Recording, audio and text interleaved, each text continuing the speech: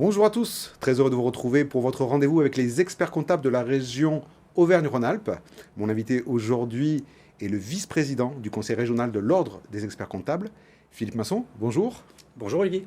On va parler aujourd'hui du rôle de l'expert comptable dans la prévention des difficultés de l'entreprise et contrairement à des idées reçues, son rôle premier est d'abord de travailler sur l'anticipation de ces problèmes.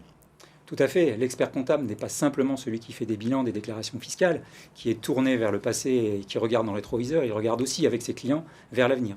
Et à ce titre, les experts comptables mettent en place des dispositifs de suivi, d'accompagnement de leurs clients, notamment des indicateurs de gestion, des tableaux de bord, des outils de pilotage pour avoir les bons instruments pour pouvoir naviguer effectivement dans ces périodes compliquées que nous connaissons. Et si malgré tous ces efforts de prévision, l'entreprise rencontre quand même une tempête, que se passe-t-il ?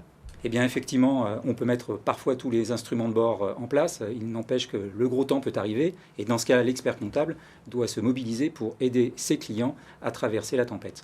Pour cela, il y a plusieurs dispositifs qui sont disponibles, notamment des procédures auprès du tribunal de commerce, comme par exemple le mandat ad hoc.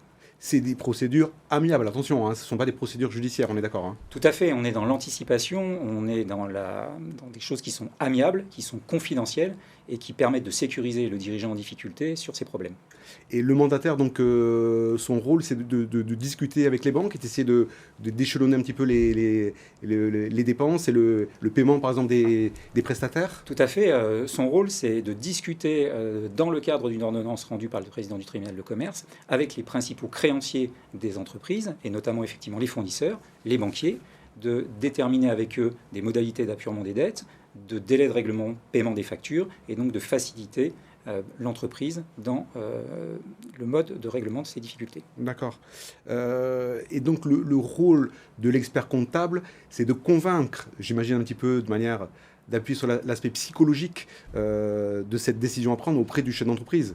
Là, on n'est plus dans les outils, on est dans la relation humaine. On est purement dans la relation humaine. Nous avons un métier qui est un métier de technique, mais aussi un métier profondément humain, puisque parfois nous devons accompagner des dirigeants qui sont souvent seuls dans leurs difficultés, qui peuvent se recroqueviller, se refermer sur eux, qui sont parfois dans le déni. Et il faut les aider à passer ce cap difficile.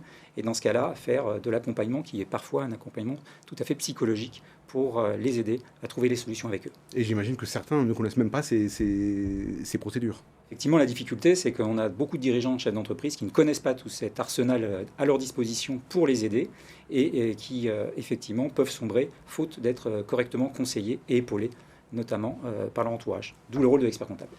Merci beaucoup, Philippe Masson. C'est fini pour cette émission. On se retrouve très vite sur BFM Lyon pour un nouvel épisode de Mon Expert et moi. À bientôt.